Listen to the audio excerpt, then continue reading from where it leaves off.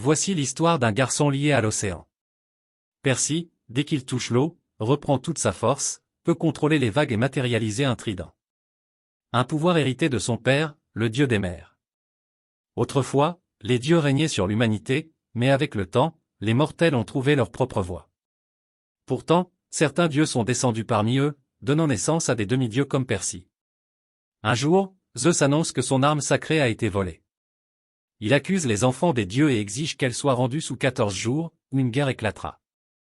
Les divinités se méfient les unes des autres, et sur Terre, Percy est considéré comme un étrange adolescent, ignoré de tous, sans savoir que son sang divin coule en lui. Soudain, son existence bascule.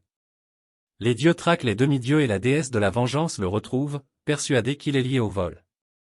Son professeur et son ami Grover interviennent et le mettent en sécurité. Grover n'est pas un simple ami, c'est un satyre chargé de le protéger. Percy reçoit alors une arme scellée, un simple stylo à n'utiliser qu'en dernier recours. Il fuit avec sa mère, qui lui révèle la vérité sur ses origines. Mais un monstre surgit sur leur route, le Minotaure, une bête mi-homme mi-taureau.